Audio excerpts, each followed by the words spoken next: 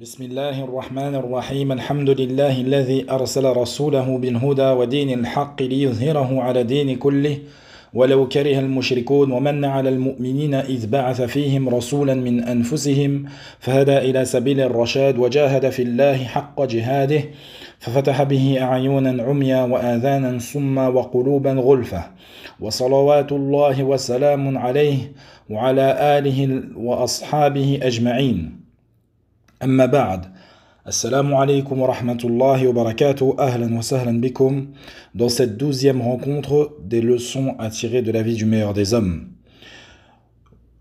Nous voyons à travers ces rencontres la préservation qu'Allah a apportée à son prophète, le secours qu'il a apporté au prophète sallallahu alayhi wa sallam.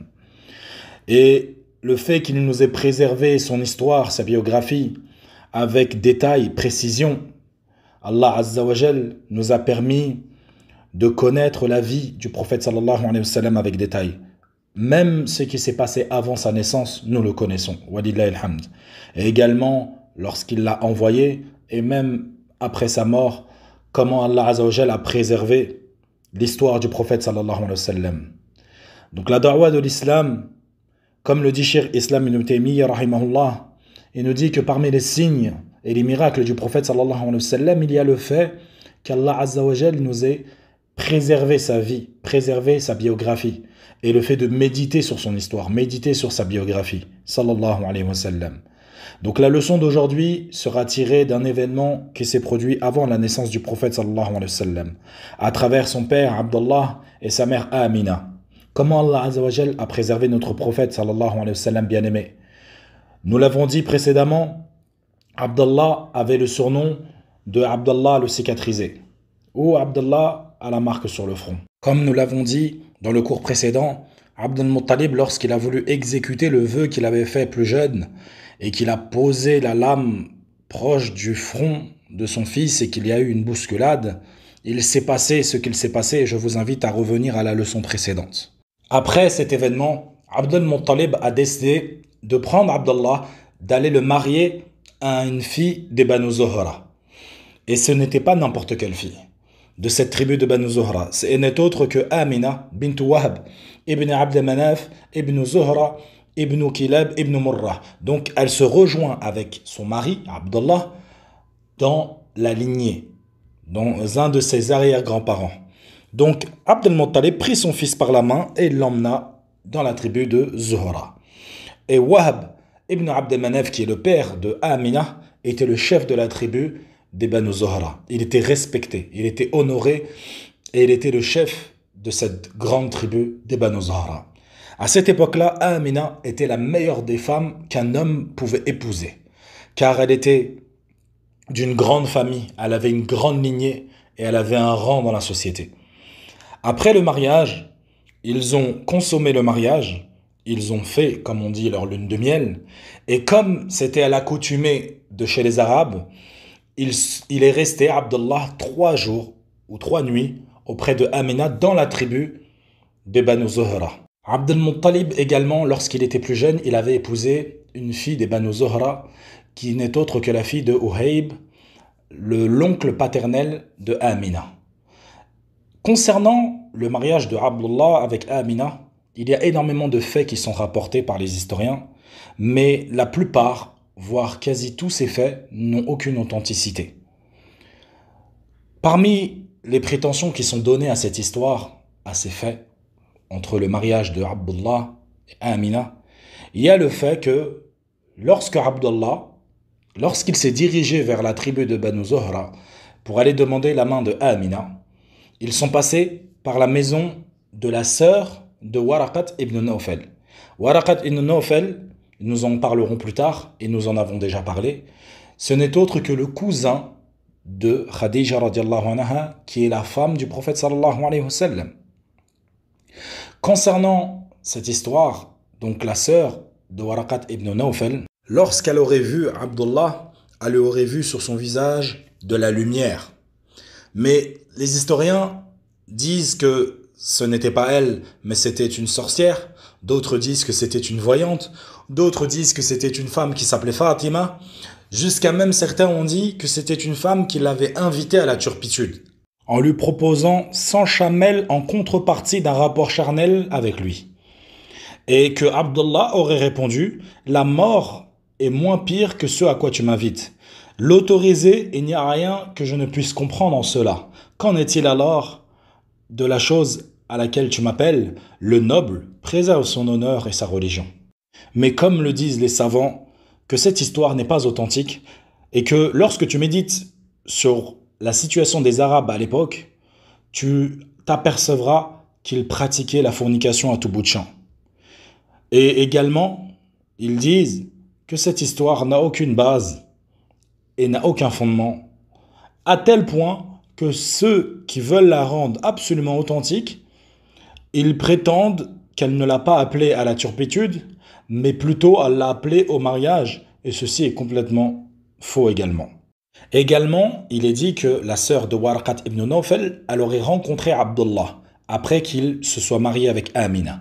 Et elle lui aurait dit, dans des vers de poésie: « Je t'enjoins à te lier à la tribu de Banu Zohra où qu'elle soit. Et Amina qui porte ton enfant, elle y verra un guide et une lumière lorsqu'on lui présentera. » Puis, elle dit dans cette poésie: « Toute la création espérera en lui, et il y aura foule derrière lui, qui le prendront comme guide et imam. Allah voit en lui une lumière pure, et lorsque sa lumière partira, les ténèbres arriveront. Ceci est l'œuvre de ton Seigneur, lorsqu'il l'a souhaité. Qu'il parte ou qu'il reste, il guide les gens de la Mecque après leur mécréance, et il rendra obligatoire le jeûne. » Les savants, ils expliquent que la cause à cette poésie de la part de la sœur de Waraqat ibn Nawfal, c'est qu'elle entendait souvent son frère parler d'un prophète qui allait venir. Et elle a voulu, par l'intermédiaire de ce poème, atteindre cet honneur de pouvoir le rencontrer, mais elle mourut avant l'arrivée du prophète sallallahu alayhi wa sallam. Et ceci est une preuve de la préservation d'Allah azza wa jal envers le prophète sallallahu alayhi wa sallam. Et Ibn Kathir, il nous dit dans Al-Bidaya wa Nihaya que cette préservation n'était pas faite pour le père du prophète sallallahu alayhi wa sallam, mais c'était bien pour le prophète sallallahu alayhi wa sallam lui-même. Et comme Allah azza wa jal, il dit dans son Coran: Allahu a'lamu haythu yaj'alu risalatah. Allah sait mieux où placer son message. Également, le prophète sallallahu alayhi wa sallam, dans un hadith, il nous dit: je suis né d'un mariage et non d'une turpitude. Et comme il est connu de tous, Amina tomba tout de suite enceinte de Muhammad sallallahu alayhi wa sallam. Le père du prophète sallallahu alayhi wa sallam mourut alors qu'il était encore, le prophète sallallahu alayhi wa sallam, dans le ventre de sa maman. Et la cause du fait que son père ne put être mis au courant de la grossesse de son épouse, également le fait qu'il n'ait pu rester longtemps avec son épouse, tient du fait que son père, Abd al-Muttalib, lui a confié une mission commerciale. Après qu'il ait passé les 3 nuits, qui était la coutumée de chez les Arabes, son père lui confia la mission commerciale d'aller au Chem pour aller commercer. Et il est parti avec le convoi, et lorsqu'ils sont partis, tout s'est bien passé, et sur le retour, il est tombé malade. Lorsqu'il est tombé malade, ils sont passés par la ville d'El Médina. Et lorsqu'ils sont passés par cette ville, Abdallah, il était encore malade. Il a décidé d'aller se reposer et de se soigner dans la tribu de ses oncles maternels. Et pendant cet état de maladie, chez les Banu Najjar, il est resté 1 mois. Et le groupe de commerçants qui est avec lui, eux, sont retournés à la Mecque. Ils ne sont pas restés avec lui, ils ont décidé de rentrer à la Mecque. Et lorsqu'ils sont arrivés à la Mecque, Abd al-Muttalib demanda à ce groupe de commerçants: où est son fils? Où est Abdallah? Ils lui dirent: nous l'avons laissé dans la ville d'El Médina, chez les Banu Najjar, ses oncles maternels. Bien sûr, depuis tout à l'heure, je dis El Médina pour situer, mais à l'époque, cette ville ne s'appelait pas El Médina, mais s'appelait Yathrib. Donc ils l'ont laissé à Yathrib, en état de convalescence, pour qu'il puisse se soigner, reprendre des forces et revenir par ses propres moyens à la Mecque. Lorsque Abd al-Muttalib entendit cela, il ordonna à son plus grand fils, Harith, de partir précipitamment vers Yathrib pour se rassurer et pour prendre l'information concernant son fils, Abdullah, qui se trouve à Yathrib. Lorsque Harith est arrivé dans la ville de Yathrib, il apprit la nouvelle que son frère, son plus jeune frère, était décédé, il était mort et il avait été enterré. Fi bayti Nabira, Harith, lorsqu'il a appris la nouvelle, il retourna à la Mecque et il informa son père de la triste nouvelle, et tout le monde fut peiné de la mort de Abdullah. Il avait seulement 25 ans lorsqu'il est mort, Et subhanallah, la mort n'attend personne. Elle n'attend pas que tu atteignes la vieillesse pour venir frapper à ta porte. Et également, les savants nous expliquent que le prophète sallallahu alayhi wa sallam avait seulement 2 mois dans le ventre de sa mère lorsque son père est décédé. Et subhanallah, il n'a pu connaître, comparé et contrairement à la plupart d'entre nous, à la chaleur qu'un père apporte dans la vie d'un enfant, ou également la sécurité qu'un enfant peut ressentir. Il n'a pu prendre son père dans ses bras comme a pu le faire la plupart d'entre nous, subhanallah. Et également, Ibn Kathir nous explique que Nabi sallallahu alayhi wa sallam avait subi la plus grande forme d'orphelinage qui pouvait exister, car il a perdu son père alors qu'il n'était même pas né. Puis c'est sa mère qui décéda alors qu'il était encore un jeune enfant. Puis lui succéda à sa mère en forme de tutelle son grand-père, Abd al-Muttalib, qui mourut également quelque temps après, subhanallah. Et ceci est la sunna d'Allah Azza wa Jal. Il éprouve ce qu'il aime le plus. Et certes, Allah Azza wa Jal aime le prophète sallallahu alayhi wa sallam. Également, par la suite, bien sûr, il avait grandi. Il était un homme, mais il perdit également son oncle. Tous ses enfants sont morts alors qu'il était encore en vie, excepté une, et on l'évoquera bien plus tard dans les leçons que nous pouvons tirer de sa vie. Et les savants donnent des explications et des sagesses à cela. Et Allahu A'lam, ces événements qui se sont passés dans la vie du prophète sallallahu alayhi wa sallam, dans sa jeunesse, en plus particulier dans sa jeunesse, ne sont que des manières pour que son cœur ne s'attache à aucune créature, mais reste attaché au Créateur. Qu'il ne soit fixé que à Allah Azza wa Jal. Et par cela, il a pu toujours être fort et il a pu résister à tous les affronts que les Qurayshites lui ont fait subir, subhanallah. Également, il y a son oncle Abu Talib, qui est décédé alors qu'il était déjà prophète et qui était une aide pour lui dans sa da'wah. Subhanallah, les savants donnent certaines sagesses concernant le fait que le prophète sallam était orphelin.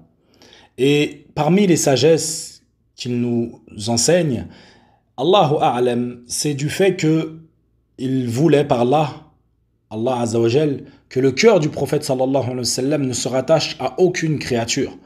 Et que toutes ces figures paternelles qui étaient autour de lui, qui sont mortes les unes après les autres, ont permis au prophète sallallahu alayhi wa sallam de toujours rester fixé sur le fait qu'il y a un créateur et que c'est lui son seul allié et c'est celui qui pourra le préserver de toutes choses et qu'il devait se diriger vers lui. Et cela, le fait d'avoir perdu toutes ces figures paternelles a entraîné tout ce qui est venu par la suite dans sa da'wah, subhanallah. فنكتفي بهذا القدر. Inch'Allah wa ta'ala, dans la prochaine leçon, nous évoquerons les sagesses que nous pouvons tirer de l'orphelinage du prophète sallallahu alayhi wa sallam. Et également, nous parlerons de la grossesse de Amina et de la naissance du prophète sallallahu alayhi wa sallam. Et s'il y a des miracles qui se sont produits à ce moment-là, nous les évoquerons, Inch'Allah wa ta'ala. فنكتفي بهذا القدر. ونسأل الله جل وعلا أن يجعلنا مع النبيين والصديقين والشهداء والصالحين وحسن أولئك رفيقا وصل الله وسلم على نبينا محمد وعلى آله وصحبه أجمعين. السلام عليكم ورحمة الله وبركاته.